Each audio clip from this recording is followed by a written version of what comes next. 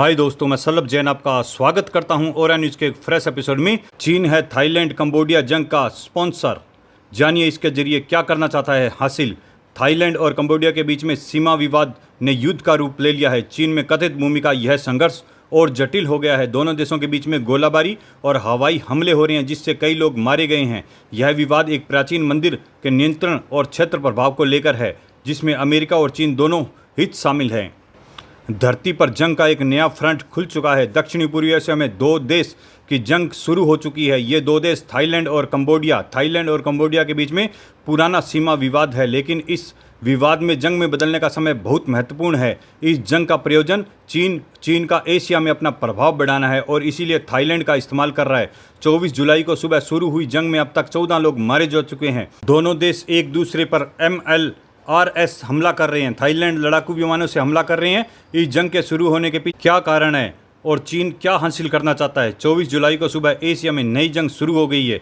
ये जंग Thailand versus Cambodia, दोनों देश की सेनाएं आमने सामने आ गई हैं। सीमा पर दोनों देशों के सैनिकों ने गोलीबारी शुरू कर दी है। कंबोडिया के सैनिक बड़ी तादाद में सीमा पर जमा हुए हैं और हमले शुरू कर दिए हैं। कंबोडियाई सेना ने थाईलैंड पर MLRS यानी मल्टीपल रॉकेट लॉन्चर सिस्टम से हमले शुरू कर दिए हैं। थाईलैंड कई शहरों में तबाही का दौर शुरू हो गया है। थाईलैंड के 3 प्रांतों पर कंबोडिया का बारूद बरसने लगा है। सीमा के करीब स्कूलों में बच्चों को बंकरों में भेजा जाने लगा। थाईलैंड कंबोडिया की सीमा पर बसे गांवों में अफरा तफरी और भगदड़ मच गई। थाईलैंड की वायुसेना ने कंबोडिया पर हमले शुरू कर दिए। F-16 से फायर किया गया एक बम कंबोडिया के गैस स्टेशन में गिरा। दोनों देशों के बीच में सीमा विवाद पुराना है। इससे पहले मई के महीने में दोनों देशों की सेनाएं आमने सामने झड़प हुई थी, लेकिन अब मामला और ज्यादा विध्वंसक है। थाईलैंड ने 6 F-16 विमान जंग में उतारे। 24 जुलाई को सुबह दोनों देशों की सेनाओं के बीच में इन्फेंट्री और आर्टिलरी की जंग शुरू हो गई। थाईलैंड की वायुसेना के हमले भी शुरू हो गए। थाईलैंड के सूरिन प्रांत और कंबोडिया के ओडरमेची प्रांत की सीमा पर विवाद शुरू हुआ। सुबह 7:30 बजे थाईलैंड की टुकड़ी ने मुएन थोम मंदिर के आसपास कंबोडिया का एक ड्रोन देखा। इसी दौरान 6 कंबोडियाई सैनिक थाईलैंड की सीमा में घुसने की कोशिश करते दिखे गए। सुबह करीब 8:30 बजे कंबोडियाई सेना की ओर से थाईलैंड की एक मिलिट्री पोस्ट पर अचानक गोलीबारी शुरू कर दी गई। यह पोस्ट था मुएन थोम मंदिर से कुछ ही दूरी पर है। करीब 9:40 पर कंबोडिया की ओर से BM-21 रॉकेट लॉन्चर से थाईलैंड के अंदरूनी इलाकों को निशाना बनाया गया। इस रॉकेटों से थाईलैंड के सीसाकेत प्रांत के एक मंदिर के पास कुछ रिहायशी इलाकों में गिरे, जिससे भारी नुकसान हुआ। इसके कुछ देर बाद में सुबह 9:55 बजे कंबोडियाई सेना ने थाईलैंड के सूरिन प्रांत आप चोएंग क्षेत्र में एक रॉकेट हमला किया, जिससे 3 नागरिक की मौके पर ही मौत हो गई और कुछ अन्य घायल हो गए। सुबह 10:48 पर थाईलैंड ने 6 F-16 विमान जंग में उतार दिए। अमेरिका और चीन दोनों देश अपने हित देख रहे हैं।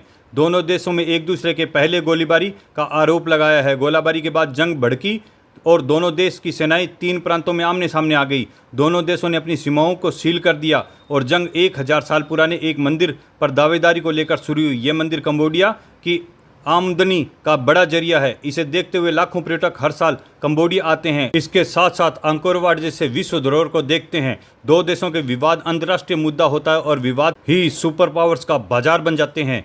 यही इस युद्ध में होने की आशंका बढ़ गई है, क्योंकि साउथ ईस्ट एशिया के इन देशों ने अमेरिका और चीन अपना अपना प्रभाव बढ़ाने में जुटे हैं। थाईलैंड को अमेरिका का सामरिक समर्थन है। इसके अलावा F-16 लड़ाकू विमान भी है। कंबोडिया के साथ चीन खड़ा है और इसके सबसे बड़ी कारोबारी सहयोग है और सबसे ज़्यादा विदेशी निवेश करता है। थाईलैंड अमेरिकी हथियारों का बाजार है। चीन कंबोडिया को अपने हथियार बेचता है, लेकिन चीन के हितों दोनों देश से जुड़े हैं। चीन का OROB यानी one road one belt project दोनों देश से होकर गुजरता है। चीन चाहता है कि थाईलैंड में अमेरिका का प्रभाव घटाया जाए। चीन ने दोनों देशों से शांति की अपील की है, लेकिन कंबोडिया को जंग के लिए हथियार भी वही दे रहा है।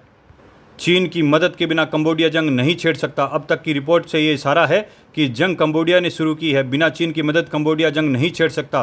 सामरिक स्तर पर दोनों देश की तुलना करें तो कंबोडिया थाईलैंड से बहुत कमजोर है और यही संकेत कि इतनी कमजोर हालत में उसे जंग छेड़ दी है, तो इसके पीछे चीन हो सकता है। जंग अगर शांत भी होती है तो आने वाले समय में दोनों देश एक दूसरे के लिए खतरा बने रहेंगे।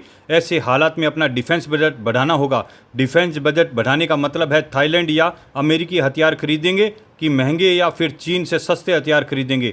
दूसरी तरफ कंबोडिया को भी हथियार खरीदने होंगे, जिससे वो चीन का कर्जदार बनेगा। इससे दोनों देशों के बीच में चीन का वर्चस्व बढ़ जाएगा। इसलिए जिनपिंग युद्ध के प्रायोजक हैं, ताकि आपदा को अवसर में बदला जा सके।